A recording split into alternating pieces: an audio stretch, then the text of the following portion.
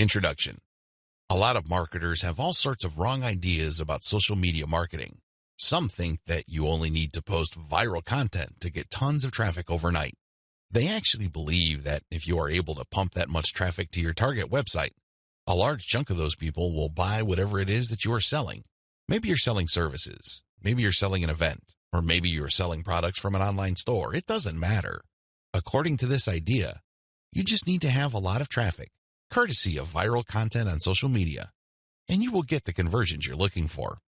There is an assumption that social traffic, regardless of which platform it comes from and regardless of how you qualify that traffic, converts to sales readily. Sadly, none of these assumptions are true. In fact, all of them are tragically mistaken. If you believe in any of these, don't be surprised if you spend a lot of time, effort, and money, only to end up with a whole lot of nothing. Welcome to the club. Effective social media marketing can be reduced to one metaphor. Master this metaphor, and you probably will make money on autopilot with social media traffic. Screw up this metaphor or remain clueless to it, and you'll continue to struggle. You'll continue to believe that social media traffic can easily be generated through viral content. You might keep running after that unicorn, only to get tired and frustrated. It doesn't have to be this way. You just have to have the right metaphor or the right conceptual model to make social media marketing work for you. Best of all, you can make it work on autopilot. You probably have heard all sorts of set it and forget it systems.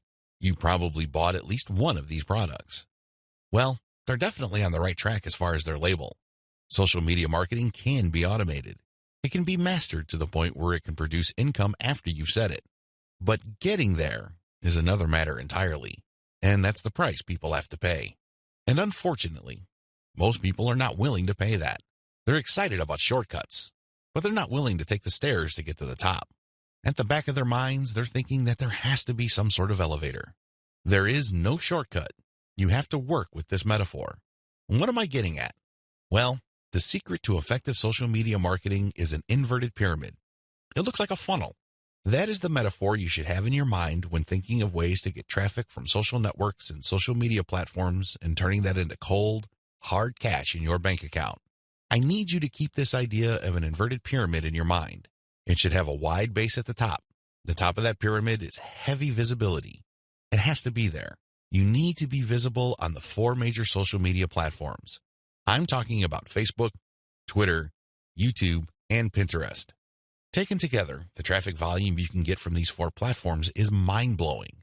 They can potentially pump a tremendous amount of traffic, but that's just part of the equation. That's just the top of the funnel. Potentially, you can push a lot of traffic from the top. That's how wide the top of the funnel is. This training will focus on these 4 platforms, but you can pretty much use the tips that I'm going to share with you and modify them to market on other platforms, since many of these principles easily apply. You might need to modify them a little bit. For example, if you were thinking of marketing on Instagram, a lot of the things that I will teach you about Facebook, Twitter, YouTube, and Pinterest can be tweaked to work well on the Instagram platform.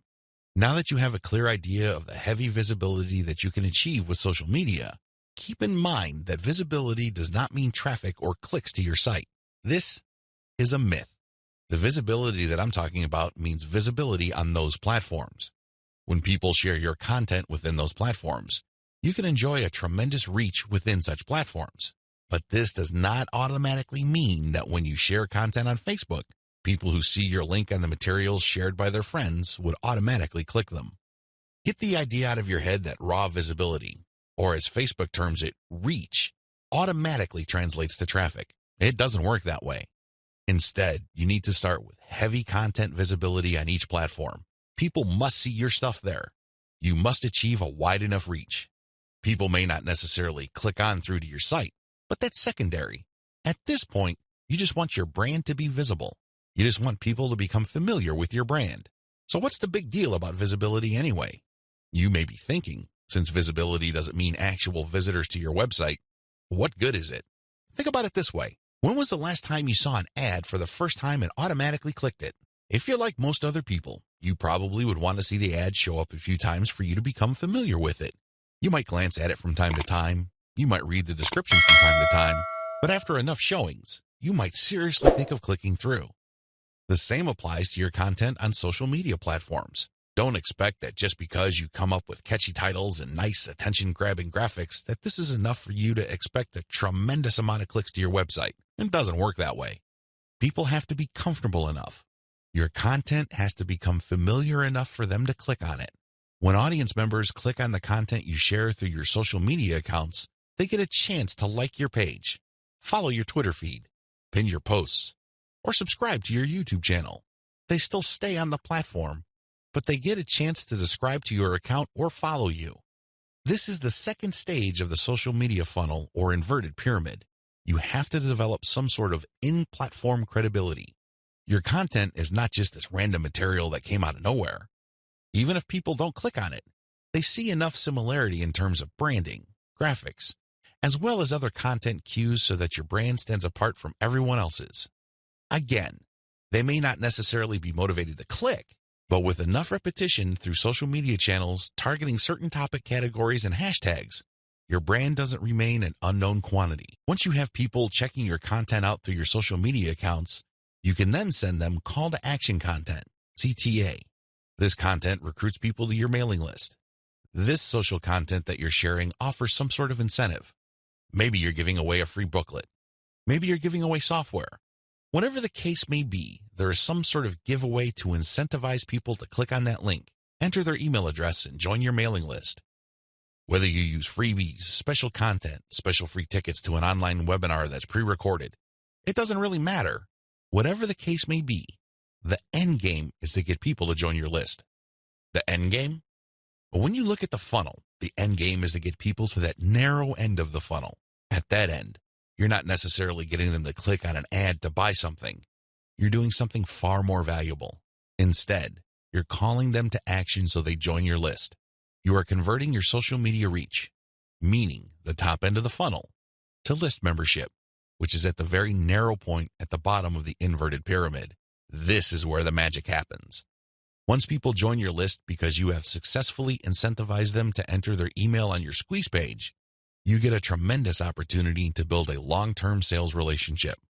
That's really the best way to describe it, because when people give you their email addresses, what they're really telling you is that they trust you enough to want to have a business relationship with you. This means you should not abuse that relationship. You should not send them garbage. You should not send them spam.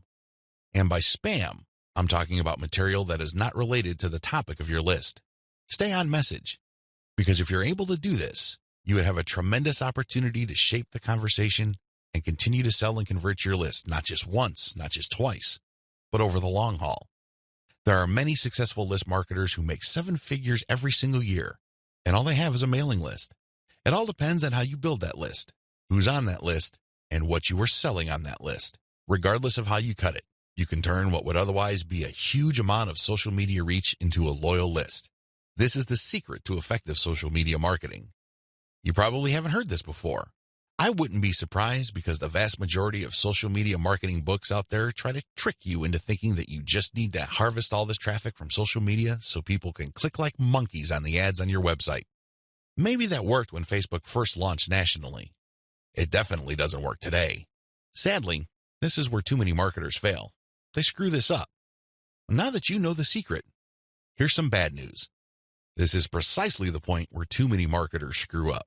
When they're sending social media content, they promote their squeeze page directly. Although the squeeze page gives away freebies and incentivizes people to sign up, this is too much too soon. And, not surprisingly, a lot of these marketers burn through a lot of exposure just to get people to their list. Worse yet, when these people join their mailing list, they're completely unprepared. They don't know what to expect. They're not properly conditioned. A lot of them are not even fully qualified to become list members. So what do? They end up doing a whole lot of nothing. This is actually the worst kind of list member. It's much better to just have a very tiny list, because if you have a huge list and almost everybody doesn't do anything to put money in your pockets, you're going to be paying for those list squatters month after month. Alternatively, you might attract list bouncers. These are people who join your list just to get whatever premium you're offering, download it, and then promptly unsubscribe. They have effectively bounced from your list. Effective social media marketing. Effective social media marketing means using your social media traffic and highly effective content shared on social media to build successful relationships. Your email list is going to be the platform you will use to convert the relationships made possible through all that social media traffic. You're essentially creating highly targeted mailing lists using content shared on targeted channels on social media. This is the secret to effective modern social media marketing. What social media marketing is and what it isn't. There's a lot of misconceptions regarding what social media marketing actually is. In fact, when you come across people who call themselves social media marketing consultants or practitioners, chances are very high that they will give you different definitions. Part of this is due to the fact that there are many different points of emphasis when it comes to social media marketing. Some people focus on the content. Others pay more attention to the network that the content is going to be addressed to. Others give more of their focus to social engagement. Naturally, to the layperson, social media marketing is a big question mark. I understand if you're confused at this point. In fact, you may be so confused that you try to simplify things in your head and end up focusing on how to get as much traffic for as little effort as possible. That is precisely how a lot of online entrepreneurs and marketers approach social media marketing. Sadly, that is a one-way ticket to failure or disappointment. It's not just going to work out sooner or later. With any kind of project, you have to have the right definition. Otherwise, you're making things harder on yourself. Depending on the definition you go with, you might have all sorts of expectations. And if these outcomes do not come to pass, your resolve and your motivation levels start to suffer. You have to work with the right definition. A winning definition. With all of the above said, what is social media marketing for our present purposes? Well, since this training uses list marketing as its main vehicle for converting social media reach into cold, hard cash, social media marketing is all about content-based audience relationship building. Let me repeat that. Social media marketing is all about content-based audience relationship building. You need to use content in a strategic way. You need to speak to certain audiences and build a relationship with them.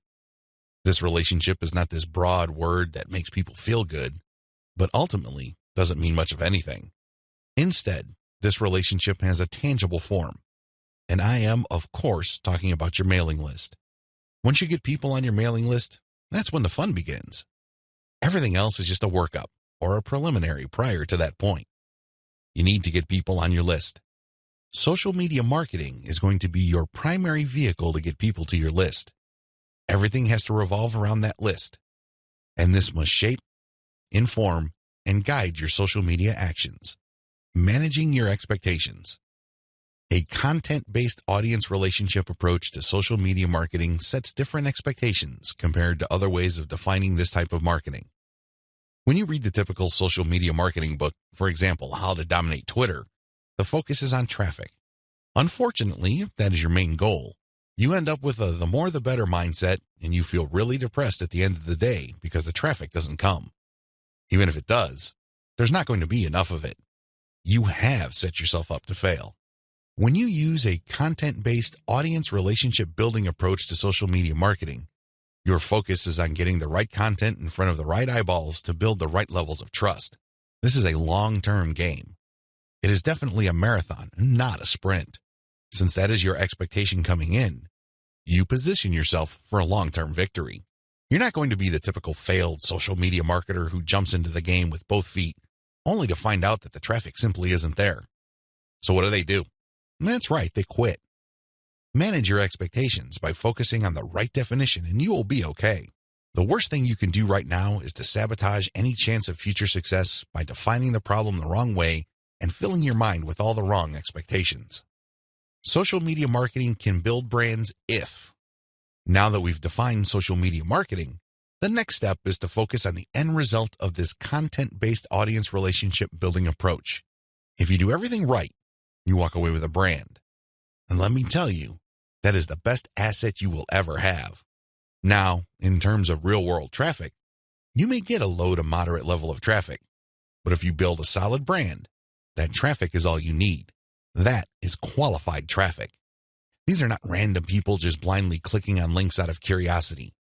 These are people who are actually interested in whatever it is you are trying to sell. They want to truly learn more. They want to build a relationship with you because they want to know what you're about, like what you have to offer, and eventually trust whatever it is you are pushing. These are real people. And this is only possible if you build a solid brand. You have to deliver solid value. I wish I could tell you that content marketing is enough to do it. I really wish I could say that, but that is not true. That only explains part of the situation.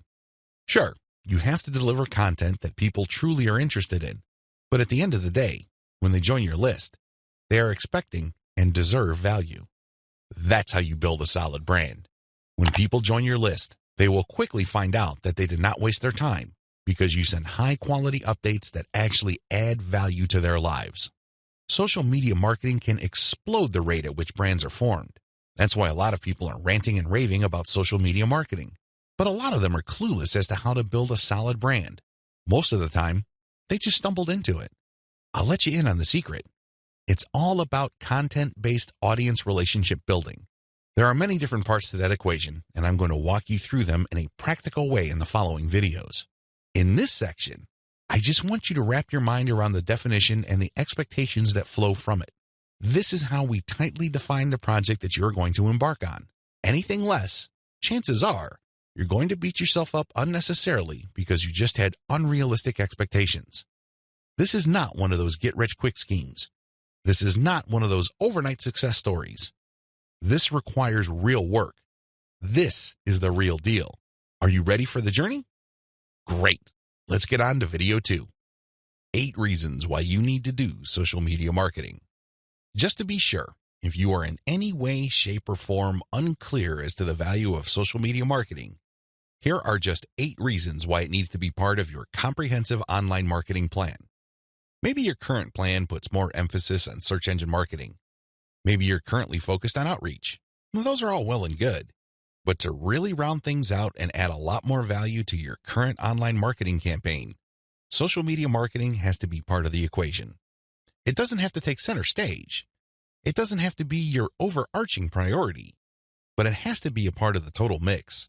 Here are just 8 of the thousands of reasons why your company, regardless of its size, needs to do social media marketing. Reason number 1, social media's huge direct and viral reach. If you build a solid page on Facebook, you develop a direct reach. This means that a certain percentage of people who like your page will see your updates. While it is true that Facebook has been reducing the organic reach of Facebook pages recently, there's a workaround to that. When people go to your page, you can instruct them to like your page and then click your page's settings to show your updates first. You might want to show a video that teaches people how to do this. You might even post an animated GIF. Whatever you do, clue people in that they can fix their settings to see your updates first. Now, for people that take the time and bother to do this, you have to offer content that is really valuable. This puts the onus on you. There has to be real value on your page for them to want to do this. But you can increase your direct reach by instructing people. On top of that, when people like your content, they can share it on their wall. Since people on Facebook have friends and their friends have friends, this can easily have an exponential effect. In fact, even if your page only has 100 likes, but these are real people with real friends, don't be surprised if one of your posts gets really viral and spreads all over the place. Social media enables you to have a large direct reach. It also provides you with a tremendous opportunity to enjoy an exponential content coverage. Reason number 2, social media is habitual. While different demographics have shown softening or weakening of social media usage on a daily, weekly, or monthly basis, this still doesn't take away from the fact that a lot of people habitually use social media. In fact, a lot of people do this the first thing in the morning. When they wake up, they go to their mobile phone or tablet and check their updates. It can easily become a habit. This gives you a tremendous opportunity to get your content and brand in front of many interested eyeballs. Reason number 3, target audiences use different content formats. The great thing about social media marketing is that you're not restricted to just one content format. You're not restricted to video, pictures, links, blog posts, text, or audio files. Instead, different platforms specialize in different formats. And when you create content for one platform, you can easily make different versions of it in different formats to spread out to other platforms. For example, I write a blog post and post it on Facebook. I create a very attention-grabbing graphic for that blog post. So when I post it on my Facebook page, A preview of the image shows up and it grabs a lot of attention. People click on it and they end up on my website. I can take that graphic and share it on Pinterest. I can take the text of my blog post or article and create a slideshow video out of it and share it on YouTube. I can also take that video and embed it in my blog post. I can strip different parts of the article or post itself and feed it into Twitter along with the link to the full post or article. Do you see how this works? You get access to the different audiences or those different platforms by simply repurposing or recycling the same content that you made for one platform and sharing those other formats on other platforms. This increases your potential reach. Reason number 4, most social media platforms can be segmented. If you've ever been to Instagram, you know that when you see a picture, it usually has many different tags. If you've been on Twitter, you'd see that a lot of the hot tweets also have hashtags. Those tags are very valuable. When you use a tag with your content, you are essentially categorizing your content. People use those tags to search for content. This is a very powerful segmentation tool. People who are looking for cute Chihuahua puppies will use certain hashtags that are different from people looking for libertarian political posts. If you have a very tightly defined audience, social media platforms' built-in segmentation tools and features can definitely help you. You probably already know that huge audiences that are not very targeted are essentially worthless. Thanks to social media marketing segmentation features, you can get a smaller volume of people from many different platforms, but you can rest assured that these people are actually interested in whatever it is you are saying. These segmentation tools go a long way in helping you to find a very refined and well-qualified audience base. This, in turn, increases your likelihood of making a sale. Reason number 5, sharing content on most platforms can be automated. Thanks to tools like Hootsuite and Social Oomph, you don't have to worry about manually going to Facebook or Twitter and copying and pasting materials from a document or spending hours setting up your scheduled posts. You can automate your posts to publish up to 6 months on Facebook. This means that you can set up your Facebook account to post 6 to 10 or more times every day, but you don't have to babysit it because you have fed the content in. The best part is that a lot of these automation tools use bulk feeds, meaning you can format your content in an Excel file and convert it to CSV and plug into these tools. You don't have to input the materials one by one. Talk about saving a lot of time while also maximizing your reach. Reason number 6, you can run a 2-track marketing campaign using mailing lists. The heart of a content-based audience relationship marketing campaign on social media is to build a highly targeted mailing list. Now, this is not what you think. A lot of people are thinking that once they build the list, they're on their way to becoming a millionaire. Absolutely wrong. They're missing a step. When people join your mailing list, it really is a general mailing list. By general, I'm not saying that it talks about all subjects under the sun. I'm not talking about that. Instead, I'm talking about general interest in the specific topic. You really don't know yet at this point who is a buyer and who is a person who is simply looking for information and is still trying to make up their minds whether they trust you enough. You create a general list, and then eventually you try to upsell them to a buyer's list. And how do you do that? Well, you sell low-cost items on your general list. You can sell a booklet for $1. It doesn't really matter what the price is. It has to be very low because what you're really trying to do here is that you're trying to give people a means to identify themselves as a buyer, and you want to make it as smooth and easy as possible. $1 is almost an afterthought to most people. They won't think that it's too painful to buy your product. But once they get to your buyer's list, you eliminate them from your general list, and now you have a pure list of buyers. That list, my friend, is a gold mine. That's where you send your money-making updates. That's where you get people to check out your case studies and get them to pay top dollar for whatever affiliate programs or original products you are pushing on your buyer's list. This is called a 2-track marketing campaign. It's extremely powerful, and it has made a lot of people rich. But you have to step away from the very common mistake of thinking that once you get a lot of people to your mailing list, you have it made. Absolutely wrong. There is another step that you need to take. Reason number 7, your brand gets natural repetition through multi-platform marketing. Assuming that all your social media accounts on all 4 major platforms look similar to each other, you get many bites at the apple. You really do. When people run into your brand on Facebook, there's a chance they might run into your brand on Twitter. If there is enough graphical similarity between your brands, then they can see that you're all over the place and they can converse or engage with your brand regardless of where they are on the internet. Eventually, this builds a tremendous amount of familiarity and people might become so comfortable that they join your mailing list when you call them to action. The best part of this is that it happens naturally by you simply creating accounts on all the major platforms. Your brand speaks to people who are interested in your niche, regardless of where they go. Reason number 8. Save money through content repurposing. Make no mistake about it, content generation is expensive. Even if you hire highly qualified, talented, skilled, and experienced people from countries with huge numbers of people who speak English as a second language, you can still be out thousands of dollars every year. High-quality writers from places like India, Pakistan, and the Philippines may be cheaper than American writers, but their costs still add up over time. One of the things about social media marketing that really excites me is the fact that you can create content and repurpose it into many different formats. This reduces your cost. If I hire a writer from India and pay that person $1,000 a month, I can get a fixed amount of content. At this point, I can choose to pay that person another $1,000 to get even more content, or I can take whatever content he or she produced and turn them into videos, infographics, or strip them down into questions for tweets. I can turn them into diagrams. I can take the voiceover of the video that I produced and turn it into a sound file. I can even make a slideshow of those materials. Once I have all this repurposed content, then I can share them on format-specific platforms. For example, I can share the slideshows on SlideShare. I can post the infographics on Pinterest. I can post the product shots or general product pictures on Instagram. I can post the questions on Twitter. I can also post the videos on YouTube. Best of all, I can post all the formats on Facebook. Do you see how this works?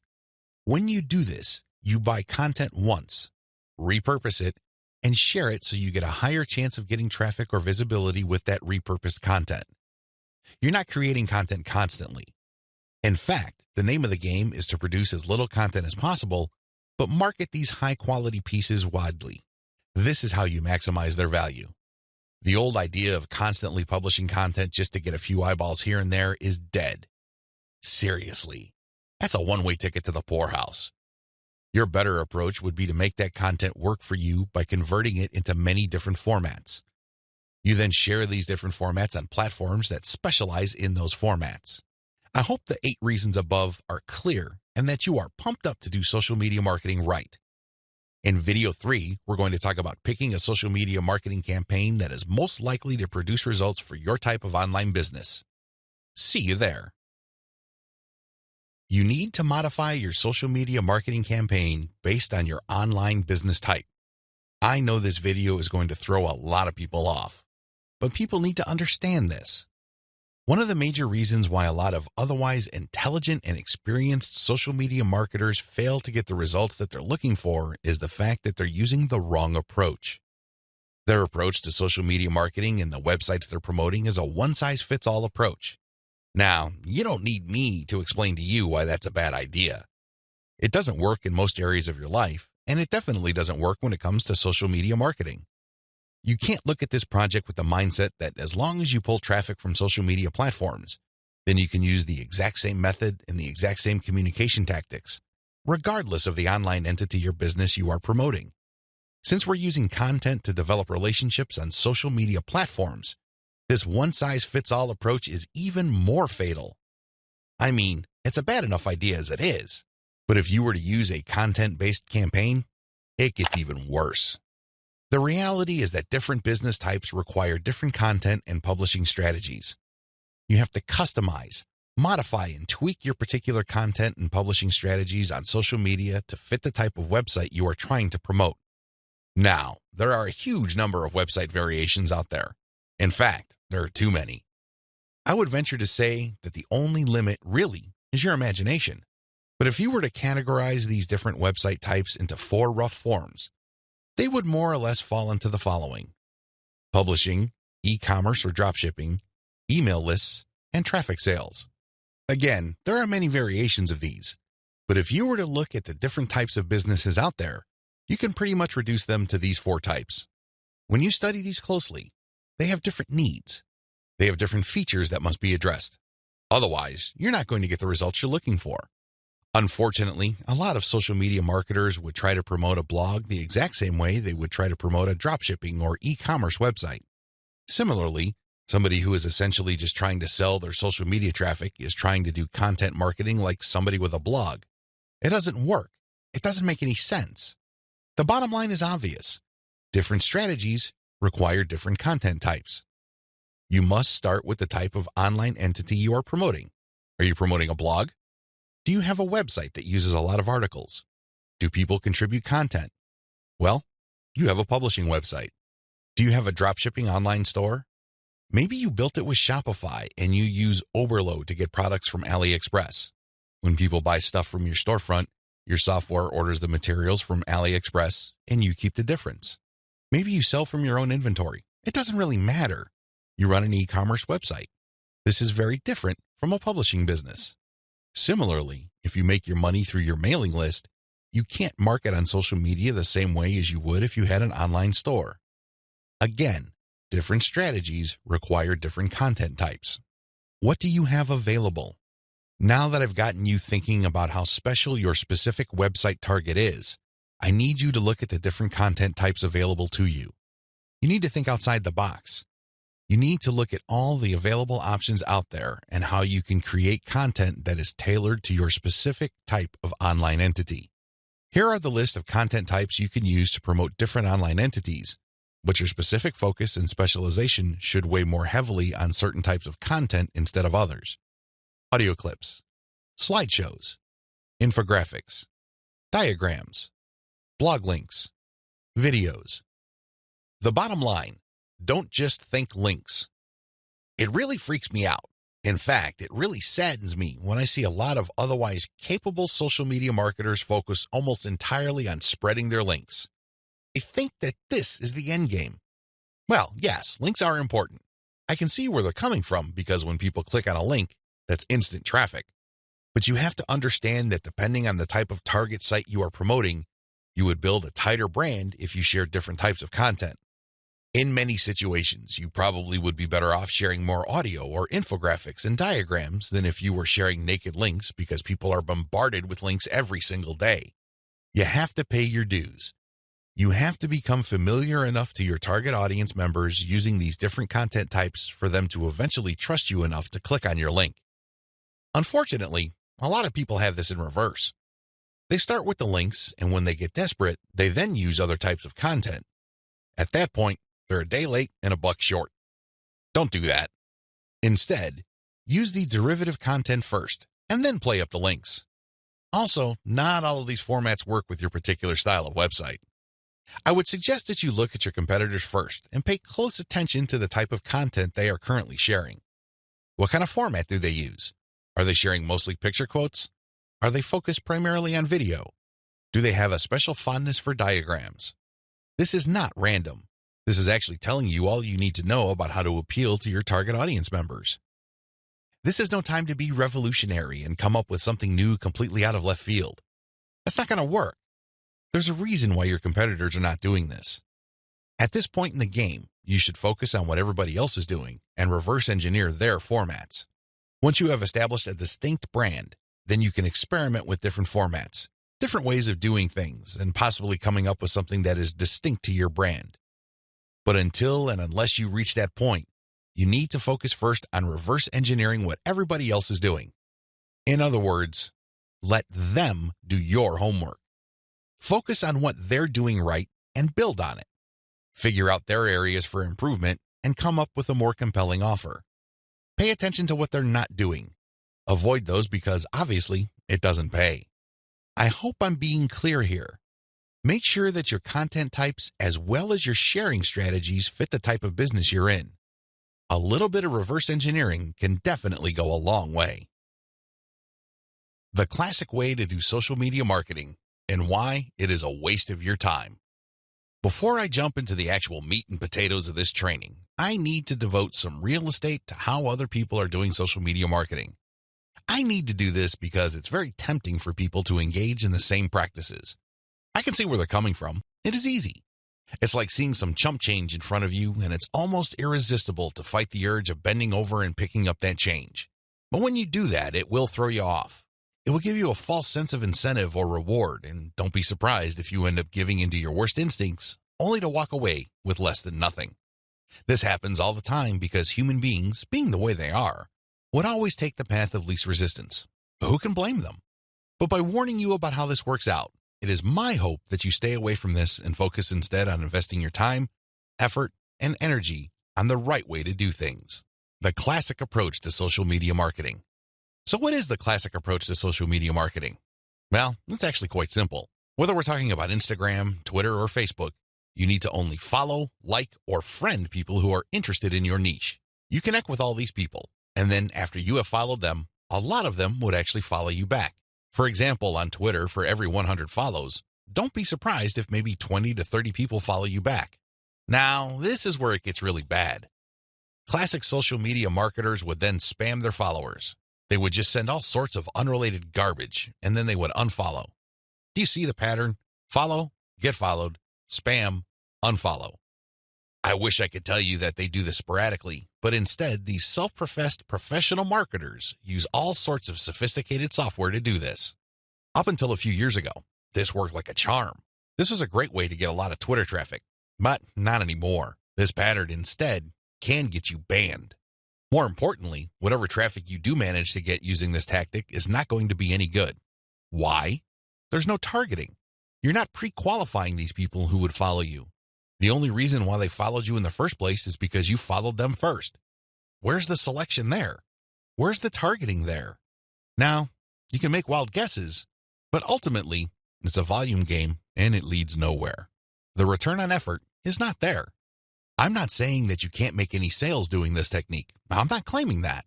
But what I'm saying is that whatever rewards you get are not offset by the wasted time, effort, and energy, as well as opportunity costs involved. You're better off using a quality-based approach. Audiences are looking for quality. The bottom line to modern social media marketing is to use quality content. Your content will speak for you. Your content will do the pre-sales job regarding your brand. In other words, your content is your representative. It speaks to the values you want your brand to be associated with. The sad reality, even if the follow, get followed, spam, and unfollow technique still works for some people, the rules have changed. Social media platforms will reward or punish you based on engagement. If you want an extreme example of this, just look at Facebook. Facebook used to be a traffic goldmine. Not anymore. You need a really high level of engagement to preserve your reach on Facebook. If you get normal levels of engagement, good luck. That's how bad things are. And that's why I need to take this time to spell out why this classic social media marketing no longer works. Other failed methods. I would be remiss in my duty to educate you on failed social media marketing strategies if I don't also mention other failed techniques. First, hashtag hunting no longer works. This technique involves marketers finding hashtags that are trending. They basically would publish niche-specific content, but use unrelated or irrelevant hashtags and pair them with their content. They do this because they want to hitch a ride on the upward trend of those hashtags. They know people are searching for those hashtags. They know that these hashtag trends are hot, so they want to poach as many eyeballs as possible. Unfortunately, the traffic that you get is not going to be any good. People are looking for specific types of information, and when they see that your content is so obviously unrelated, they're not going to click through. You might even get reported. Another failed method you should stay away from is influencer spamming. There are many influencers in most all niches. If you want to see this in action, go to Facebook or Twitter. There are many specialized pages and specialized Twitter accounts. Now, constantly mentioning those influencers on your content is not going to help if your content doesn't really add any value. There has to be a reason why you are engaging with these influencers, and drawing their attention is not enough. Getting them to look at your content because you think your content is hot is a lousy idea. Instead, you should focus your engagement tagging based on what they did. For example, if an influencer was talking about recent trends in athletic shoes, then that person would be fair game for an article I post regarding the latest trends in athletic shoes and what they mean in terms of the bottom line of large footwear apparel companies. That influencer would be directly interested in what I have to say because I'm sharing content that is not only high quality, but is directly related to stuff he or she is already talking about. Do you see the specificity here? Do you see the direct link? Now, compare this with an influencer who talks only about Forex, and I tag that influencer when I'm talking about Bitcoin. That person's going to get annoyed. Do you see the difference? Finally, automated publishing with no outreach is not going to work. Basically, what you're doing is throwing spaghetti on the wall and hoping something sticks. If you're just publishing content on an automated basis on Twitter, Facebook, Pinterest, and other platforms, it's anybody's guess whether people would actually engage. You have to do some outreach. You have to draw eyeballs to your content. You have to find existing pools of highly qualified audiences and get your social media account in front of their eyeballs. Use your very best content. If you do this right, your automated publishing on social media will be greatly rewarded. Use a shotgun approach and you're probably going to get the same results as other failed social media marketers. 10 steps to faster and easier modern social media marketing. In this video, I'm going to give you an overview of the 10 steps I'm going to teach you in this training. This training is a product of many failed experiments. Believe me, if you've been exposed to some type of hot or groundbreaking social media marketing technique or strategy, I've been there. I've done that. This training is a product of all my experiences. I know what works and I know what doesn't. I also understand that people have different skill levels, time horizons, and project resources. I understand the limitations. I understand most people's concerns regarding social media marketing. Accordingly, I've come up with a 10-step program that appeals to most social media marketers, regardless of how small or how big their budget is, and regardless of their skill levels. If you're looking for a truly effective social media marketing game plan that you can set up to pretty much work on autopilot, this is it. Please understand that these steps that I'm going to lay out are exactly that, steps. You need to follow them. You can't skip a step. You can't assume that since I mentioned certain keywords or I'm talking about certain themes and topics that you have mastered this already. I need you to look at all this information with an open mind and pretend you are learning social media marketing all over again. If you don't have that mindset and you are all too eager to skip steps, don't be surprised if the plan that I'm teaching you will not work for you. How can it? You zip through it. You rushed. You skipped through certain key parts. You need to be patient with this program by going through each step. Don't go to the next step until you've mastered the step you're on. I know you're busy. I know you don't have the time, but you need to do this right.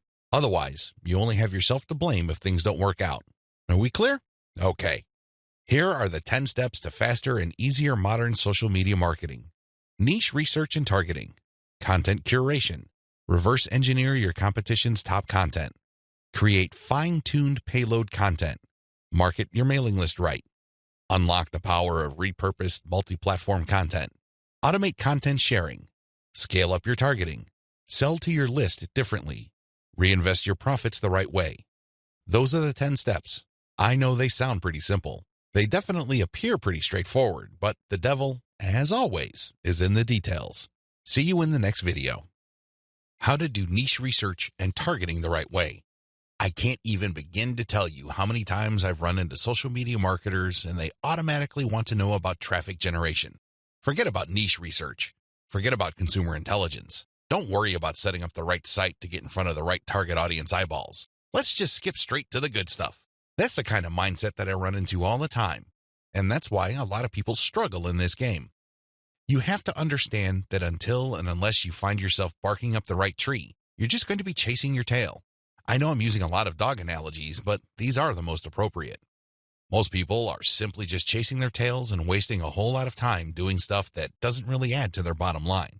A lot of these, and I would guess all of them, can be quickly dispensed with if people only did niche targeting ahead of time. In other words, know your audience. Since you have a clear profile of who your target audience is, the next step is to go to these different social media platforms and find them there. Believe it or not, whatever it is you are promoting, regardless of how esoteric, obscure, or weird it may be, there are already people on social media platforms talking about or showing interest in whatever you are promoting. I know it sounds crazy, it sounds weird, but it's absolutely true. Your job as a marketer is to find those audiences on these social media platforms. The way to do this, of course, is to identify your business's target audience. Sadly, most marketers don't even bother with this. Instead, they just look at social media marketing as a simple task of finding traffic. That's it. That's the name of the game. That's all there is to it. If you want to be successful, you need to be clear about who your target audience is. And believe me, this is not always easy. You're going to run into the temptation of making educated guesses about who your target audience members are. Most of the time, that doesn't work. Thankfully, there is an easier way. The more you take random shots in the dark, making all sorts of wild guesses, the more money and time you will lose. There's a shortcut here. Find your competitors. Seriously, just find them. And let me tell you, regardless of how weird, esoteric, or seemingly unknown your niche is, there will be at least one competitor on social media. Find that organization or business and let them do your niche and target audience research for you. Since they've already started and are already speaking to your audience, find out who your competitors are and look at their social media profiles. Reverse engineer who they're following. Pay attention to who they're targeting. Look at how they categorize themselves. In the most simplest terms, pay attention to the hashtags they use with their content. These clues should be enough to give you an idea of where to start. This way, you get a head start. You're not completely stuck in the dark and absolutely clueless as to what to do. Instead, you have some objective, tried and proven information you can work with. Pick your target niche. You have to remember that every business can be positioned in at least one of two ways. The bigger your niche, the more angles you would have at your disposal. You can look at different subsegments of your niche. You need to understand how this works because you might think you have a clear niche, but it may well turn out that there are many different layers or tiers to that niche. There might be different subsegments there. You should have a clear understanding of what your niche is generally and what subsegments exist within that larger niche.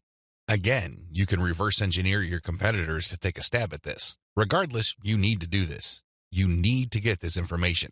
Now that you have an idea of what your target niche is, go to the different platforms like YouTube, Facebook, Twitter, and Pinterest. Now, look at whether these places have sizable content areas or messaging areas like Facebook pages, groups, Google Plus communities, Twitter hashtags, Pinterest pinboards, and existing YouTube channels. Pay attention to these places and see if your niche is big enough on those different platforms. If you notice that a particular platform doesn't really feature that much content for your specific niche, this is a red flag. The demand may not be there. The audience size might not be worth your while. On the other hand, if you see there's a lot of videos regarding the topics that you're going to be hitting, this may be a good sign. But you need to do another level of analysis. Pay attention to the number of competitors you have. If there seems to be a huge number of competitors fighting over the same niche, then this is going to be a problem. But if it turns out that there's a lot of content targeting your niche, but they're only produced by a handful of people or organizations, this is an encouraging sign. Also, pay attention to how active your target audience members are. Look at the content that's being shared regarding your niche. Do you see a lot of engagement? Do people share this stuff?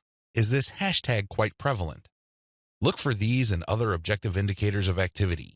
When you wrap your mind around these indicators, then you should have a clear idea of whether you should target your niche at a particular platform or whether you should ignore a platform altogether. List out your niche indicators. While you're doing reverse engineering, pay attention to how your niche is indicated on platforms. These involve hashtags, categories, keyword targets, labeling patterns, and tags. Use these to do the analysis I described above. Again, in any niche, there are sub-niches. So your goal here is to find a sub-niche or a way of positioning your content so you don't run into a ridiculous amount of competition. You're still tapping into a sizable pool of demand, but you're not making things impossible for yourself by running headlong into well-entrenched professional competition. You will probably need to keep experimenting with different sub-niches until you find one that is promising enough. Content curation, your secret social media marketing weapon. Now that you have picked the specific sub-niche that you're going to be targeting, as well as finished doing advanced research on where your sub-niche or niche segment audiences are located on social media platforms, the next step is to find content. I've got some good news and some bad news. The good news is that you stand to save a lot of money. The bad news is that you need to put in a lot more time and pay attention to details. There are no two ways about it. You cannot drop the ball when it comes to the quality of the content that you are going to be sharing on your social media accounts. Each and every piece of content you share must build your brand. This is non-negotiable. You can't just pick random pieces of content that somehow, some way has something to do with your niche. That's not going to help you get the right eyeballs. That's not going to help you establish the kind of credibility and authority you need to eventually convert highly specific and qualified traffic from social media into cold, hard cash. What is content curation? As I mentioned above, you stand to save a lot of money with content curation. This should be obvious. After all, you're not going to be using the content that you yourself created. Content curation is all about picking other people's content and sharing those materials on your social media accounts. This creates a win-win situation. Since you're sharing links and descriptions of such content, the creator of that content gets free traffic. You, on the other hand, get to build up your credibility because people are rewarded for following your accounts with highly targeted, highly specific, value-added content. Everybody wins. The user wins, you win, and of course, the original content creator comes out ahead. This is how it's supposed to work. You win big time because you save a tremendous amount of money not having to create a huge amount of original content. If you've ever tried to write your own stuff or outsourced content creation, whether in the US or to other parts of the world, it can get quite expensive very quickly. Content curation enables you to build credibility with your audience in a very inexpensive way. You use other people's content. You get to entertain them, build credibility, and gain their trust. The downside here is the time. Sure, you're not spending greenbacks, but you're definitely going to be spending time. As I mentioned above, you cannot be indiscriminate when you are trying to do content curation.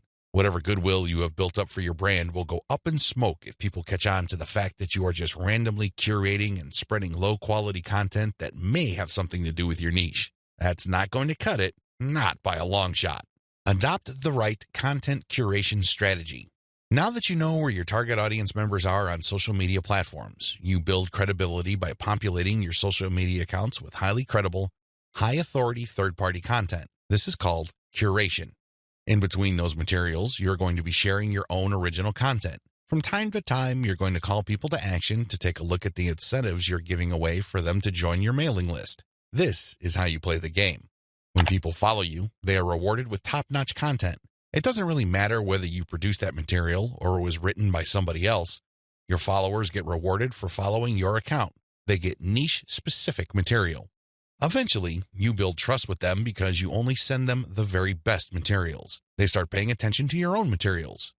More importantly, they start noticing the content you share, which actively encourages them to sign up to your mailing list. This is the key. You intersperse your own original content. You create an impression of quality in their minds because you're sending only the very best third-party content. You then mix in your own original content, which is of the same quality as the other stuff you're sending. Eventually, they warm up to your brand, and this is where your call to action content comes in. You call them to action regarding the freebies you're giving away. Maybe you're giving away software, a booklet, discount codes, or even a full-blown book. It doesn't matter. You are ethically bribing them to enter their email addresses so they can download the incentive. That's how you build up your mailing list. On top of all this, when people join your mailing list, you call them to action to share the emails that you're sending them. Maybe you should ask them to forward that email to their friends. Maybe you would want them to copy and paste the material and post it on their Facebook wall. The best part to content curation is that it's very easy to automate. Seriously. This is one way of content promotion that is very automation friendly. You only need to get the URLs of the third-party content that you're curating and plug them into an Excel sheet. You then convert the file into a CSV file, which is then imported by social media scheduling tools like Hootsuite and Social Oomph. You don't have to manually enter anything. You don't have to schedule everything by hand. You can do all of this through software. Isn't that awesome? You get to build credibility while at the same time minimizing work. Now, with that said, you need to pay special attention to the content quality. High attention to detail is the key. You have to resist the temptation of running basic keyword searches on Google or on social media platforms and grabbing anything that is somewhat related to your niche. That is a one-way ticket to brand destruction. You worked hard to build your social media brand. It really would be a shame to see it all go up in smoke because the content you're curating is very unpredictable when it comes to quality. There may be several days when you're sending the very best, cutting-edge reports on your niche, followed by a few days of just completely worthless content. What do you think prospective fans would think? Either they would think that your brand is unreliable or you're unprofessional. Whatever the case may be, you're not going to be convincing people that your brand focuses on the very best in your niche. You need to be very discriminating when you select your content. You have to read through the materials. Make sure that the content is alive, updated, and well-written. This, of course, takes time. The trade-off, obviously, is that you don't have to spend money. Regardless, you need to pay close attention to the content that you're sharing, because it represents your brand. The quality it contains either makes your brand look good or erodes your brand. It's your choice. Reverse engineer your competitors' top content. In the previous video, I mentioned that you're going to have to mix in your original content. Now, the question that's probably on the top of your minds is, how do I know which content to produce? Well, there are two ways to do this, like I mentioned earlier in this training. You can try to figure out things on your own and engage in all sorts of experiments, or you can just simply allow your competitors to do your homework for you. I hope you can see which path is the easiest. It should be obvious. If you are sending the very best content on your niche, your original content must be at the same level or better. Otherwise, your followers are not going to take the bait. They're not going to trust your brand. They appreciate the fact that you're collecting all this information, and they're probably going to stick around and follow your social media accounts. However, you can't count on them to do much of anything else. There's really no incentive for them to join your mailing list. Why should they? Your content is not that great. They only need to compare the kind of original content you produce with the other top-notch third-party stuff you're sharing to see your weakness. Do you see the problem here? You have to produce top content if you want your brand to be credible. Thankfully, this is easier than you think. Simply reverse engineer your competitors. Look at their most successful stuff. How do you know? Look at the social media indicators of their content. How many likes does their top content get? How many shares? Is there any other indicator that shows that this content actually has traction? Maybe you should pay attention to the number of comments for that content. Maybe you would want to run a backlink checker on a piece of content and see how many other blogs or websites link to that piece of content. This is how you measure the overall success of any single piece of content so you can use it as a template, if you will, for your own content. I'm not saying that you should rip it off. Instead, I'm encouraging you to use it as a starting point and come up with something so much better. Focus on what works. When you look at your competitors' most social pieces of content, you are basing your own original content on themes and topics that actually work. They have traction with your target audience members. You're not wasting money or time taking wild guesses. This is one of the most common mistakes social media marketers make. They think that they have the best ideas regarding hot content in their niche, so they come up with all sorts of content that they think is just plain awesome, only to fall flat on their faces.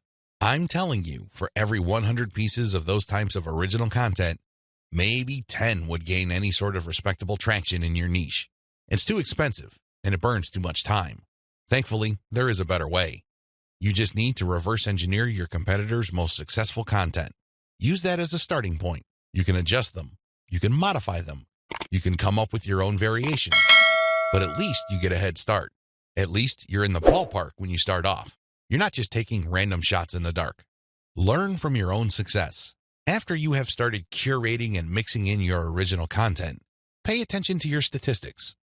They should tell you which of your content gets the most love. If you notice that a handful of your curated third-party content gets a lot of retweets, shares on Facebook, or any other indication of social media engagement, pay close attention to those pieces of content. At some level or another, they struck a nerve. They caught your audience members' attention in a very positive way. Find these successful curated pieces of content and create original versions of them. Similarly, if you have many different original pieces of content, only a handful of them will be really successful. Pay attention to those. Find them. Once you've identified them, create more of them. Focus on the same themes and present similar information the same way. The key here is to focus on what works and expand it and grow it. Ditch the stuff that failed. Build on your strengths. Create derivative, cross-platform variations of your most successful content. Now that you have a clear idea of how to create content that has proven traction, don't just keep reverse engineering it. While you need to continue doing that, you also have to do something else. Create derivative or cross-platform versions. For example, one particular type of blog post does well on all your social media accounts. Identify its themes, pay attention to its patterns, and come up with another blog post. See if that works. If you achieve the same level of success, you're onto something. This is not a fluke. This is not a one-time thing. You have struck on a theme that your audience members readily enjoy. The next step is to take things to a whole other level. Instead of just cranking out yet another blog post, create videos about that theme, make specialized diagrams, produce infographics. Take these materials and share them on social media platforms that specialize in those formats. For example, For blog post URLs, share them on Twitter and Facebook. For videos, share them on YouTube. For diagrams and infographics, share them on Pinterest. Drilling even deeper, look at your hottest blog posts and strip out key questions and use these as leads or titles for tweets. Tweet the same content several times over the course of a week. Of course, don't drop it all in 1 hour, but space them out. Still, when you use the right questions, you become very visible on Twitter. Pair these with the right hashtags. The bottom line, the great thing about content curation is you save a lot of money, but you are also positioning yourself to build on your strengths. You focus on things that you're doing right and figuring them out so that you can predictably produce successful content. Now, this is not going to happen overnight. You have to keep experimenting until you find the right themes that consistently work with your audience. Fine-tune your payload content.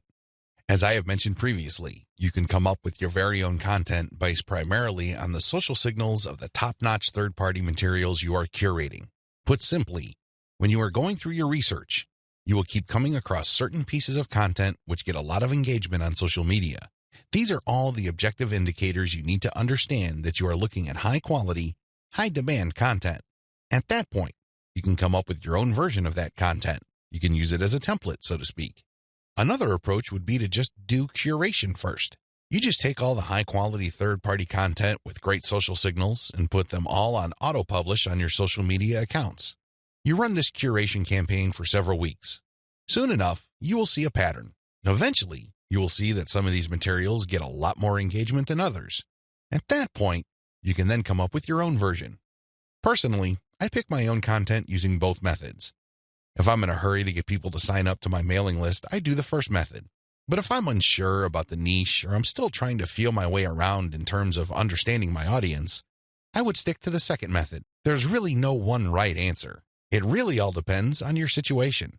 The great thing about the second method is that you are picking out your original content strategy based on what actually works in terms of your social media accounts. You have to understand that even though high-quality third-party content may have a lot of objective social signals, those signals may have been generated in different contexts. Maybe the original publisher was doing something that you may not be doing. Do you see how this works? Still, you can definitely do the first method if you're in a hurry. But if you have some time to spare, you might want to try the second method. Do curation first, let it run, and then pay attention to your statistics. You should be able to see a pattern. In fact, based on my experience, content that tends to do well often falls within a narrow range of themes. In fact, in some of my campaigns, almost all of the content that got a lot of love from the internet was focused on one question. That's how focused your audience's needs may be. You should pay a lot of attention to the following. Look at the engagement of the content and the click-through. A lot of social media marketers drop the ball at this point. They think that it's all about engagement. I'm telling you, regardless of how many likes, shares, or comments a piece of content gets, if people don't click through, those engagement signals are not worth much. Remember, at the end of the day, you want traffic. That's the whole reason why you're doing this in the first place. Getting caught up in how many shares, likes, or comments you get is not going to do you any good. You have to always pay attention to the click-through. There has to be some sort of ratio between total engagement and click-through. The higher the ratio of the click-through, the more attention you should devote to a piece of content. Study high click-through and high engagement content closely. Now that you have identified curated content that performs well, the next step is to analyze them with a fine-tooth comb. Ask yourself, what problems are people interested in when they read this piece of content? How are these pieces of content positioned or presented? Do they use some sort of emotional headline? Do they use subheadings that ask questions? Do they drag the person along? Or do they just lay out the information dead center? Pay attention to cosmetic issues. People do judge a book by its cover, and blog posts and articles are no different. How are these materials formatted? Do they have big pictures? Do they have header pictures? Do they use diagrams? What are they doing exactly? Once you've answered all these questions and you're comfortable with the answers you got, the next step is to create your own content specification sheet. This is going to be your template. Now, make sure that you're not just basing it on one successful piece of content. That third-party content might be a fluke. The company behind it might just have gotten lucky, and for some reason, that piece of content went viral. That's not going to help you. You have to base your template on the success of many different pieces of curated content. This way, you can be more confident of the fact that even if you barely comply with all the specifications, you would at least get some decent and positive results. Using the information above, create payload content. Now that you have gotten your template together, you need to create your own high-quality, high-engagement original content. This content is going to be used to sell people on your mailing list. When they read this content, they're supposed to get excited about joining your mailing list. This is content that is most likely to be credible and most likely to be shared. Are you excited? Well, don't get too excited. A lot of people jump in with both feet and they end up sabotaging themselves because the payload content they create looks like an advertisement. That's obvious spam. Nobody's going to trust you with that. You're obviously trying to pull tricks and play games. That's not going to work. Instead, the content must be informative. Think of it as an infomercial. You're selling something, that much is obvious. But people have to walk away with solid value. You have to walk that tightrope. There's a thin line between shoving stuff down people's throats and providing solid value without asking for anything in return. You have to come up with a decent compromise between the two. The bottom line is, whatever you do, the content you produce must be valuable. It must add value to the lives of people reading your materials. That's how you build credibility. That's how you get people to get excited about your mailing list. Remember, your list is supposed to add value to their lives. It's going to be very hard to give that impression when the content that you share is worthless. I hope you can see that. I'll see you in the next video. Market your list right. Now that you have figured out your payload content, the next step is to understand what kind of giveaway you're going to have to use to get people to sign up for your mailing list. In an ideal world, people can see the value you bring to the table. They only need to look at the content you share as well as the crucial information they get from your premium content. They see this premium content and they see what you're about, what you have to offer, and why it's such a good idea to sign up to your mailing list. Unfortunately, things don't work out that way. Even if you have the very best blog posts and articles on your website, people still need a push to sign up to your mailing list. This is where incentives come in. You're going to offer free, high-quality premium content, but you're going to repackage it in a way that people would appreciate. Maybe you put in a book. Maybe you come up with some sort of cheat sheet or resource sheet. Or perhaps you can strip it all down into a booklet or even convert it into software form.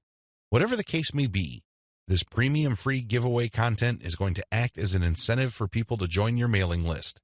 They get a copy of whatever it is you are giving away for free in exchange for their email. I call this an ethical bribe. You're bribing people to sign up to your list. Normally, they wouldn't. Only a very few people would take the time and bother to sign up for your list, regardless of how awesome your blog posts and articles are. That's just the reality. Finding out what to use as an incentive. I hope you can see the logic behind giving away freebies so people can sign up to your mailing list. People need a push. People need some sort of extra sweetener to get the deal going. They need something extra to get them off the fence and onto your mailing list. Now, the next step is to figure out what kind of incentive to give away so people would join your mailing list. The good news is, you don't have to start from scratch. You don't have to take wild guesses. You don't have to take shots in the dark. When you pay attention to your top-performing original content, you should have all of the information you need to come up with a compelling incentive.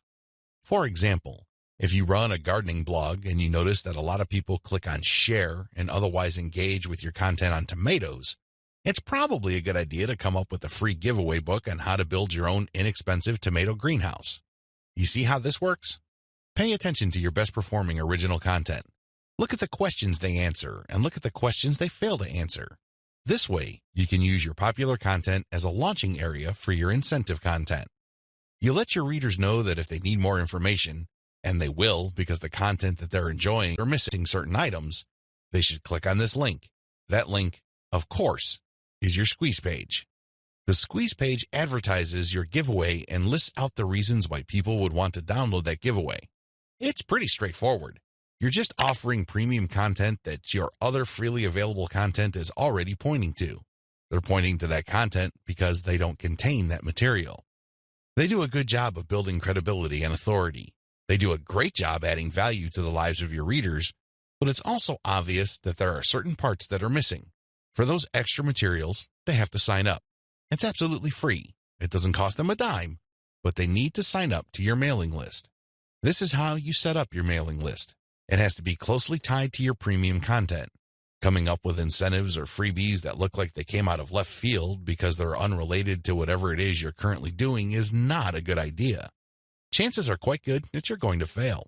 When you come up with incentive content that is directly related to the materials you're already sharing, you create a feeling of value. There's also a feeling of exclusivity. After people have seen your content and have become aware of what you are and what your brand is about, you let them in on a special premium. This is a special deal that other people who haven't accessed your brand have no idea about. Position all your original content to push your mailing list first. To play up the value of your incentive content, you first have to promote the value of the mailing list. I know this sounds counterintuitive, but if you think about it, it makes all the sense in the world because, in reality, it's the mailing list they're signing up for. The freebie that you're giving away is just a bribe. It's intended to get people to enter their email address and nothing more. If you were to use all your original content to play up the fact that people can get this additional content, don't be surprised if people sign up to your list and quickly unsubscribe because they really don't care about your list. Again, you're walking a tightrope here. On the one hand, you want people to get excited about the premium you're giving away for free in exchange for their email address. On the other hand, you want people to see the value that they would get by being members of your mailing list. This is how you should play it. All your original content should push your mailing list first. I'm not saying that you should not tie it into the incentive, but your original content should highlight the fact that when people join your mailing list, they will continue to get valuable information. This is the key, because when you use your tried and proven content to push mailing list membership, people are less likely to join your list and immediately unsubscribe. They are aware of the value that the list can possibly bring to their lives. You then play up the premium content as part of the membership. In other words, it's an extra. It's not the main focus of the list. Keep the list separate from the premiums you use to get people to sign up to your list. I hope this is clear because you want to play up the list first, but it must be obvious that you are using the premium content, whether it's a free book, a booklet, a cheat sheet, some sort of pre-recorded video, or something else, as a means to get people to make a decision. That's the bottom line. You want the incentive to push people to make a decision to join your list, but all your original content, and your website by extension, should push the reader to see the value of being a list member. A lot of social media marketers completely blow this. They think that it's all about marketing the incentive. Well, to continue with the example I raised earlier, what happens after you get people to sign up to your list in exchange for the greenhouse guide? That's right, nothing. Why? You played up the value of the greenhouse guide to such an extent that people are clueless as to what other value they would get from your mailing list. Indeed, don't be surprised if people start reporting your list as spam after you start sending them updates. They were so focused on getting the free book that the updates from your mailing list completely took them by surprise. This happens all the time because of faulty messaging on your blog or website. You cannot afford to play the game this way. You worked hard to pull all this social media traffic to your site. You spent a tremendous amount of time, effort, and resources to build a solid brand. Unfortunately, you're dropping the ball if you market your mailing list this way. You must sell the list first, but the incentive must be used to push people to make a decision. This is the proper order of priority. Anything else will fail. Set up your squeeze page for maximum social appeal. As I mentioned earlier, you should use your content to push your mailing list. You should use your content to upsell your squeeze page. But this doesn't mean that you can get away with badly designed squeeze pages. It's not going to cut it. Your squeeze page must be well designed. After all, this page is a specialized recruitment page. When people get on this page, you have to make the case as to why they should join your list, and not just for the incentive. While the incentive takes a big chunk of the real estate of a squeeze page, you should be clear about the fact that people are signing up to your list.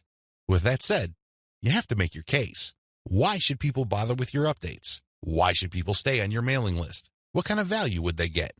Remember, people are always asking what's in it for me. Your squeeze page must answer that question effectively, clearly, and powerfully.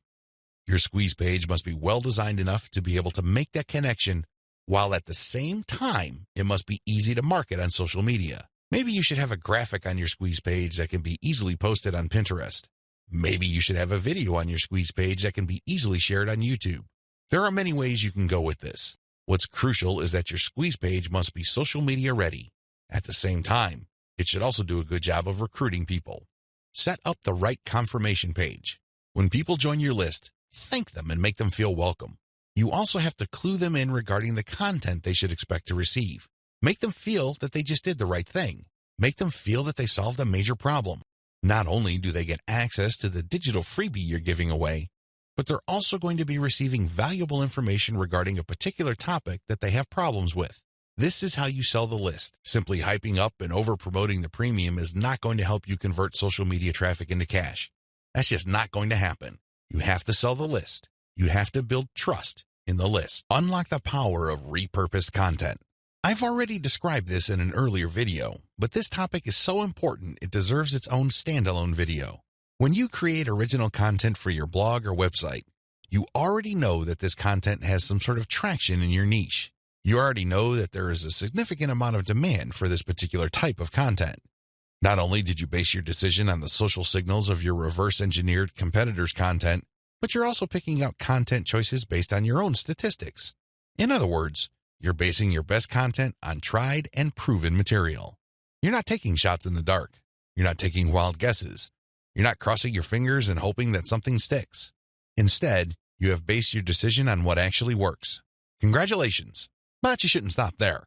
Once you have noticed that this content really performs based on the amount of clicks as well as the social media engagement it gets, the next step is to repurpose that content. Turn them into other types of content and reshare them on platforms that specialize in those content types. For example, if your blog post is getting a lot of retweets and clicks, you might want to strip the blog post into questions. This isn't all that hard because if you look at any type of content, it consists of answers to questions. The questions may not be obvious. The questions may not be plainly stated, but the content is meant to address certain concerns. These concerns can be reworded into questions. Strip your most powerful and best performing content into a series of questions. Each question then is linked to the article or blog post that answers it. Tweet these and pair them with niche-specific hashtags. By using automation tools, you can rotate different questions that essentially promote the same piece of content. Since you're rotating hashtags, there's a high chance that different people looking for different segments of your niche would become aware of your tweet and possibly click through. Another thing you can do is turn your article into slideshows. Each article brings to mind many different mental images. Come up with different pictures for each of the topics raised by your article and create a simple slideshow using PowerPoint. Share these PowerPoint presentations on SlideShare. You can also use other tools to create a video from your slideshows. Once you've created these videos, you can obviously share them on YouTube. Alternatively, you can look through the issues you raised in your blog post and turn them into infographics. Infographics are essentially stripped-down graphical forms of articles or blog posts. They focus on the most important points you raised and make them easier to understand by the viewer by converting them into pictures. Share these infographics on Pinterest.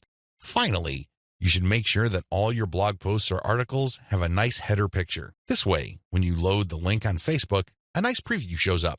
It grabs eyeballs and people are excited to share the content.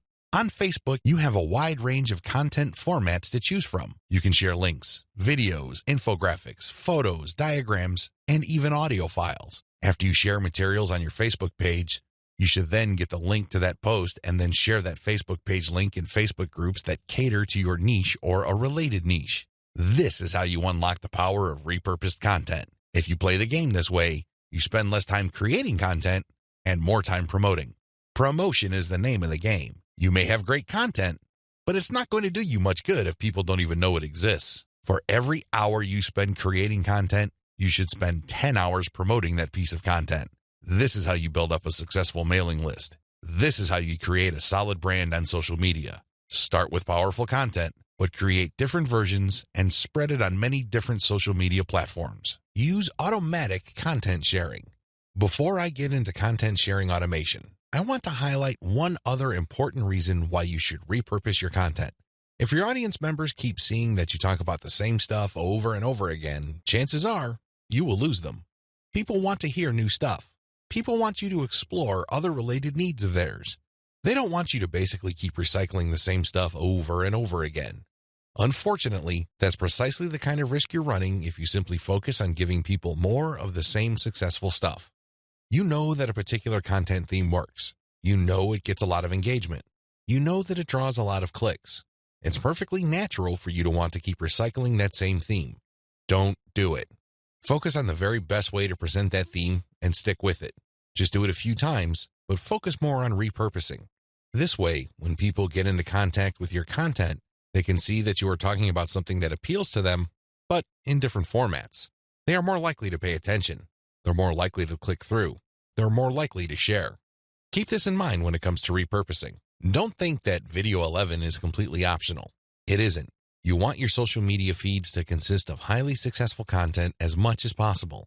It really would be a shame to figure out what works, only for you to get lazy and just focus on text content.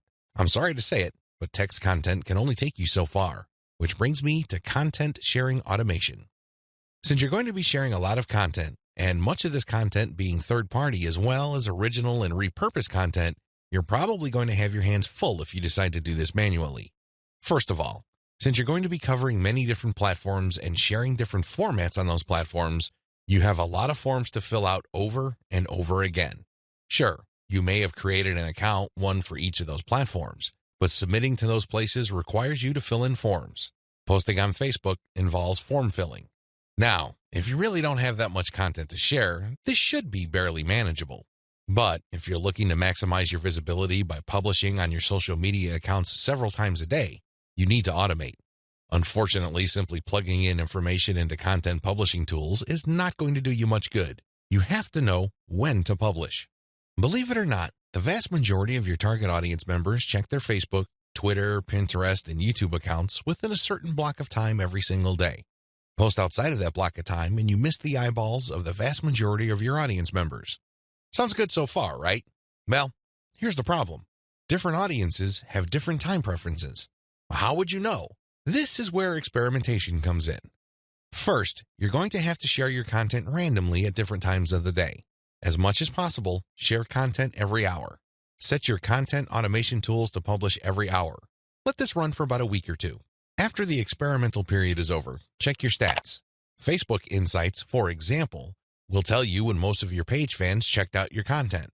Armed with this information, you should set up your automated software to publish your content in a cluster to fit those optimal times. For example, in the experimental stage, you're publishing one piece of content every hour. That's 24 pieces of content spread out over a full 24 hours. After you checked Facebook Insight, it turned out that 80% of your content views actually take place between 8 a.m. and 5 p.m. You then take those 24 posts and compress them within that 8 a.m. to 5 p.m. window. This is how you publish in clusters. Forget time blocks outside of that time frame.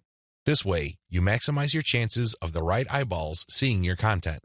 Special notes for Twitter. If you're going to be publishing on Twitter, republish your content many times during the day at the most optimal time frame. Facebook Insight already told you that your content is being viewed within a specific time frame. Chances are your Twitter fans have the same social media viewing habits. Stick to that time frame.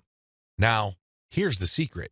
Set up your automated content publishing tools to tweet out your best content many times during that time frame, but you also have to rotate different hashtags. This way, you can reach different people looking for hashtags that are related to different subsegments of your niche. Special notes for Facebook.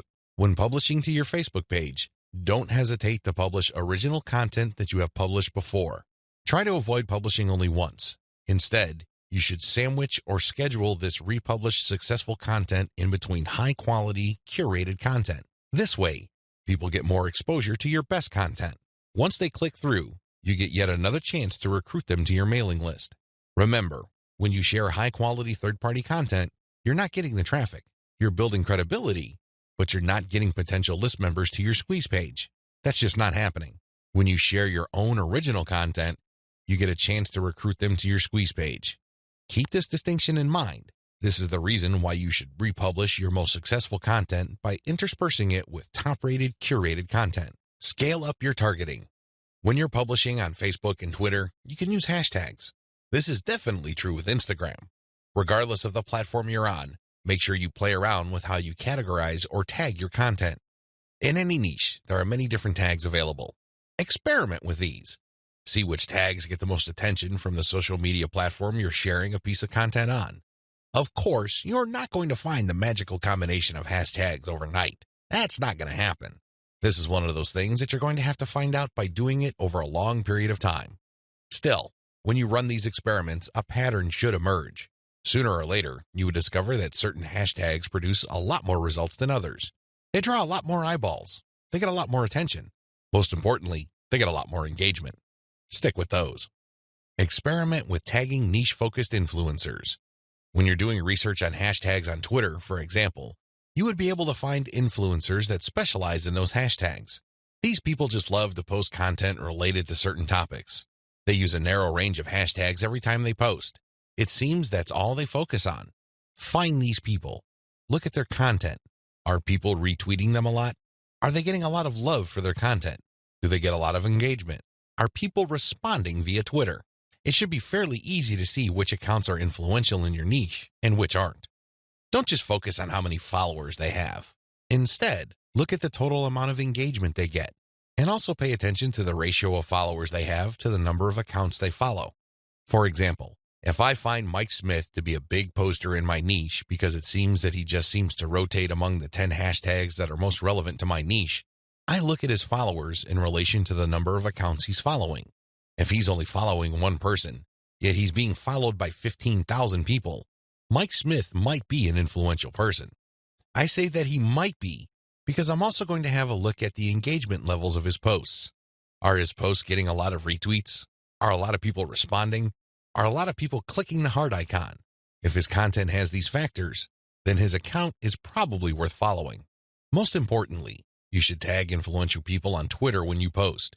You use your most powerful hashtags and you mention them in your post. This can help you get on their radar. These people would be put on notice that you are also sharing content that is similar to the stuff that they are interested in. If they check out your stuff and they like what they see, don't be surprised if they share your content with their following. Engage with them. Let them know about your questions or suggestions. In fact, you should engage with them so much that you can possibly create a relationship where they would publish your guest posts if they're bloggers, or discuss whatever it is you're doing on their social media platforms. At the very least, when you partner with them, they become part of your content distribution network. In fact, a lot of them can even get you interviewed on influential blogs in your niche. Don't think that influencer engagement is simply restricted to tagging people. That's just the beginning. That's actually the tip of the iceberg. They can do so much more for you. You just have to continuously engage them and be social. This doesn't mean that you have to kiss their butt. This doesn't mean that your stock response to all of their posts is amazing post or great post, I love it. That's not going to work. That's not going to push the ball far enough. You have to actually engage. And oftentimes, this might seem like you're criticizing them. This might seem that you are offering a negative view, but you need to get their attention. You need to bring home the point that you actually know your stuff and that you are also credible in the same niche space. That's how you get them to take you seriously. That's the kind of engagement that builds respect. Otherwise, you're just going to look like another member of the choir. They really don't have any incentive to interview you or post your guest content. Why should they? You're not really sharing any information or suggesting any points of view that are different or distinctive. Experiment with paid traffic. Only after you have spent a lot of time drumming up free traffic from social media marketing should you even think of buying traffic. I know this sounds a bit extreme, but it's the absolute truth. Why? Well, in the beginning, you don't know when your target audience members will be reading your content. In the beginning, you don't know what their demographic breakdown looks like. How many males compared to females are in your audience pool? Do males or females like certain types of content that you share? What are their age ranges? Where are they located? I hope you see the big picture here. You have to use free traffic to do initial audience intelligence. Once you've gotten all these important insights, you can then start paying for Facebook ads and other platforms' ads. If you start any earlier than this point, you probably would end up wasting your money. Study your statistics first. Pay close attention to audience patterns. Take out ads based on these patterns. Sell to your list differently. At this point, you have turned social media traffic into list members.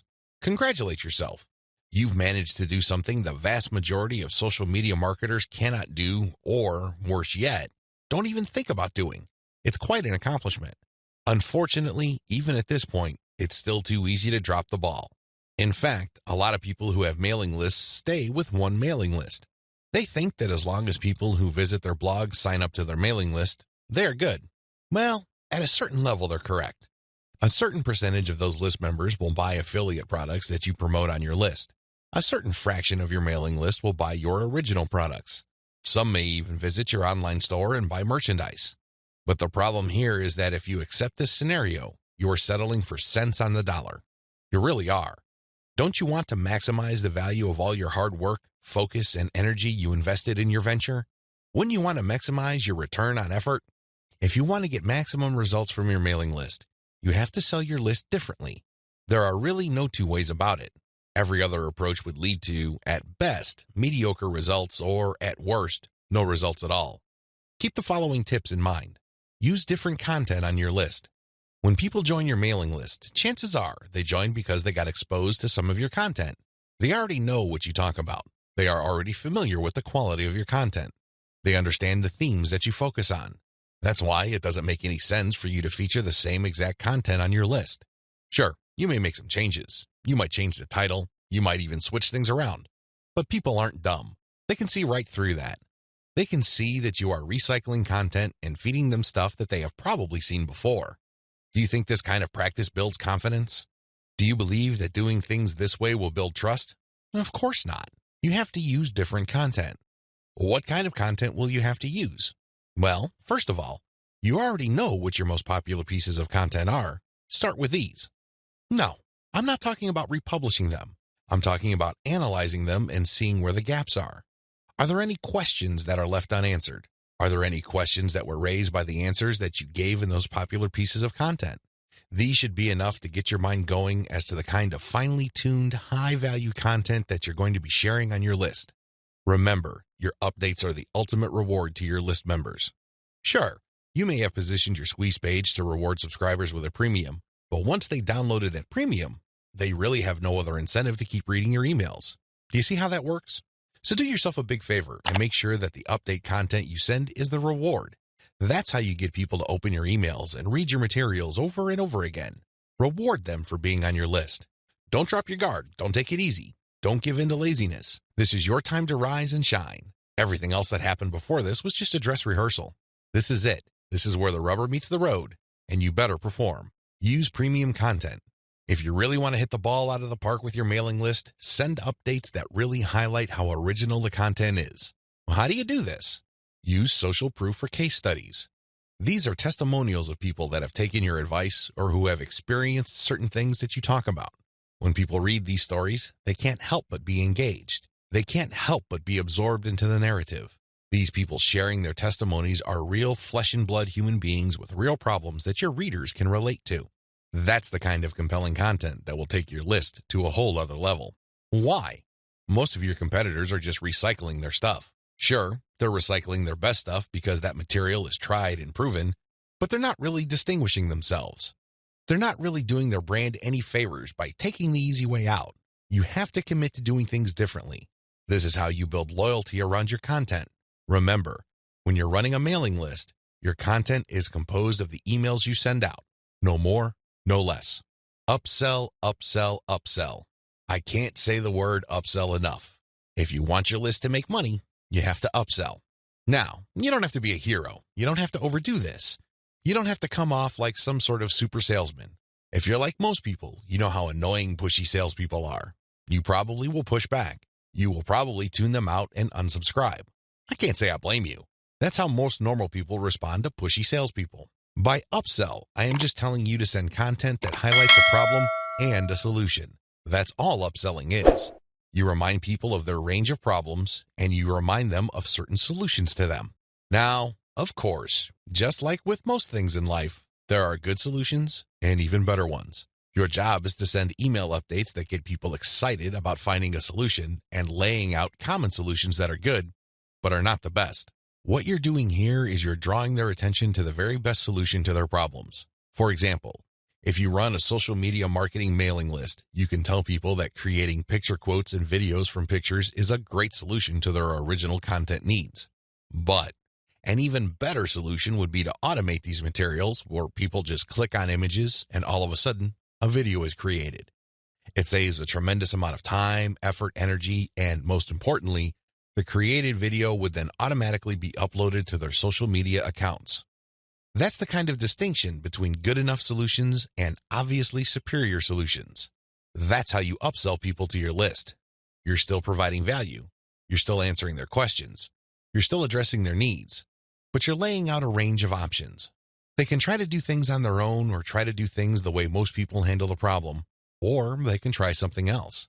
When they look at that something else, that's when you sell your affiliate product, your original product, or your service. Regardless of how you do it, you need to upsell, upsell, upsell. I wish I could tell you that this was easy. I wish I could tell you that this is just a simple matter of laying out some alternatives and then playing up the best solution. The best solution, of course, pays you a commission and you make money off each sale. Unfortunately, it's not that easy and it's not that simple. Here's the reason.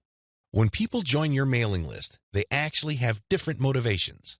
Some people are there because they just want to get the freebie, but they're too lazy to unsubscribe. You cannot really get rid of these people.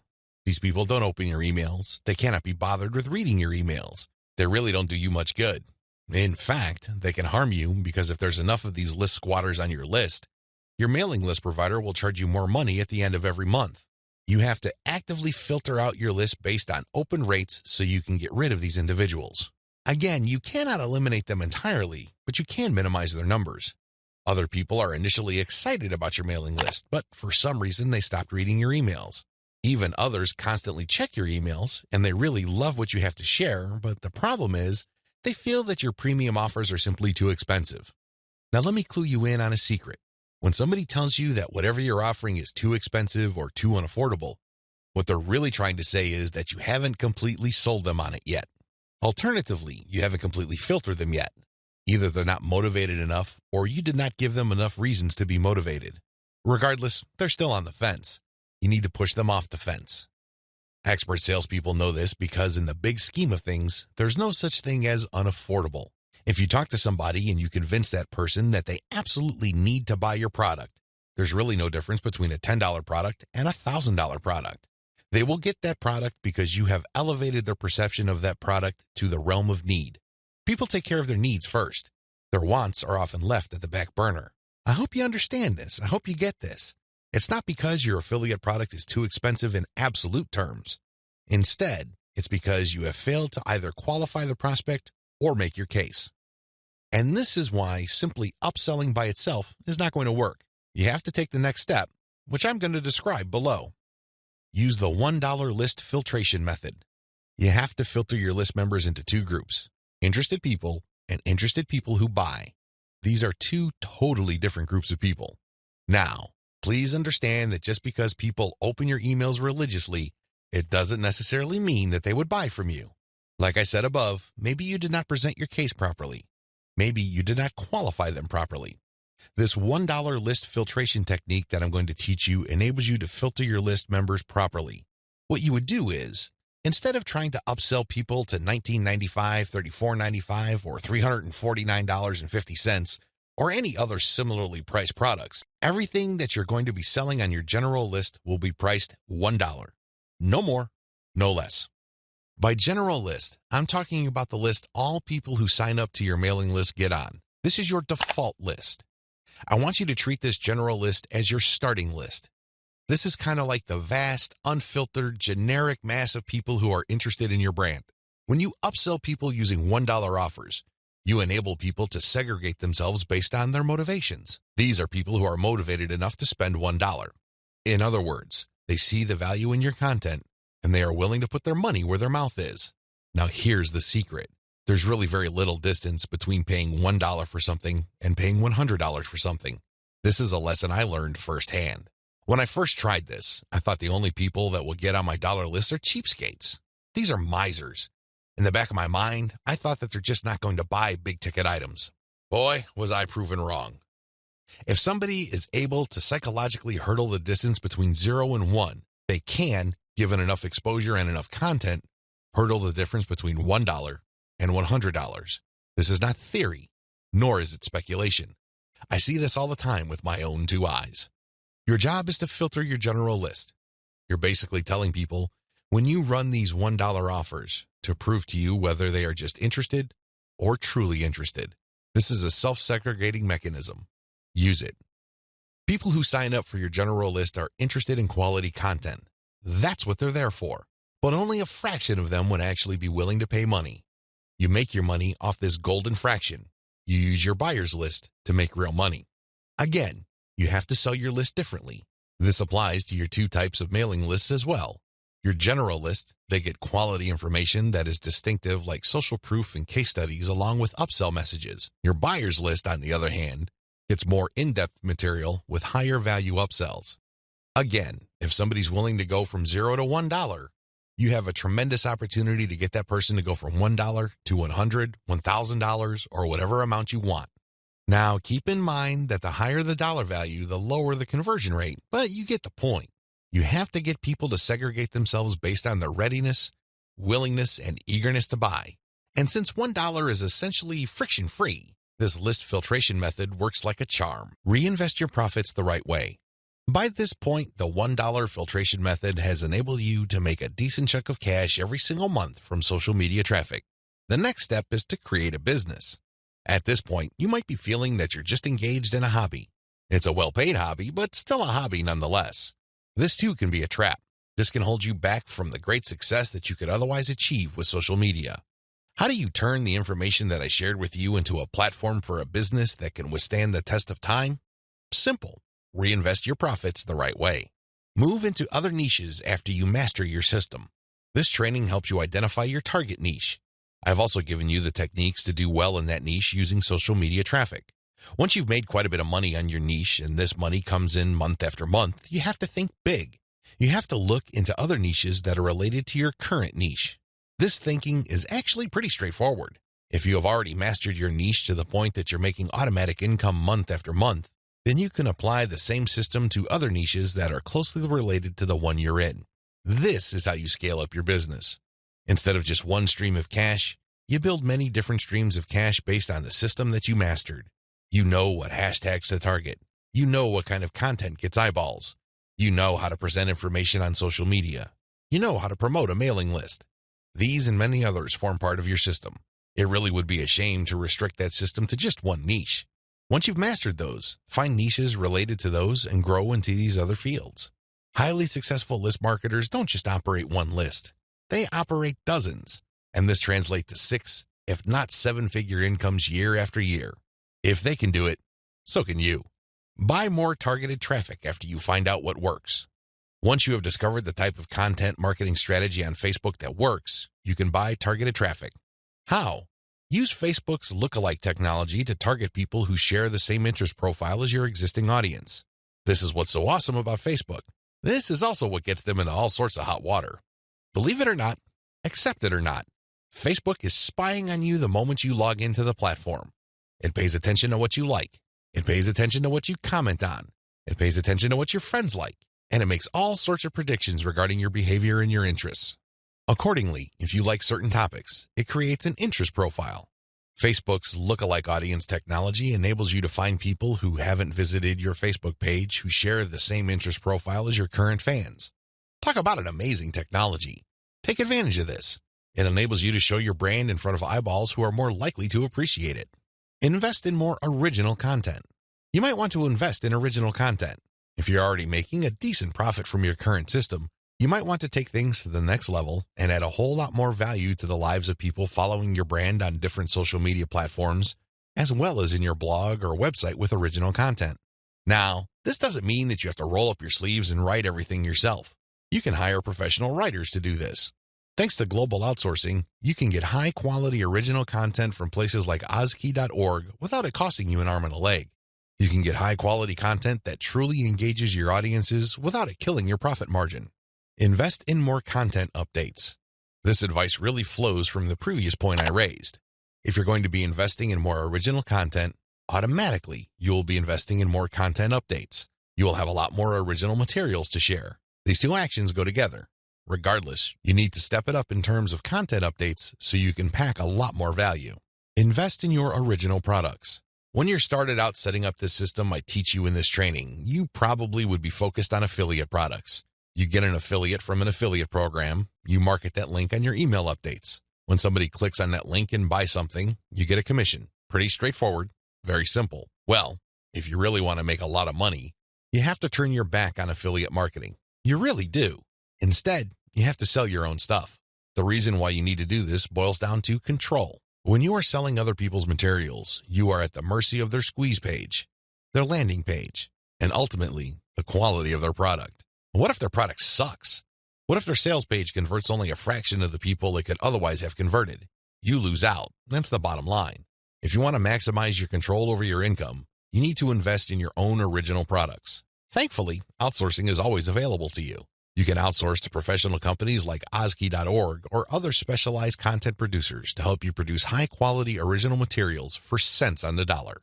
Sell your own video-based membership courses. The main problem with product sales online is, by and large, you're selling the item once.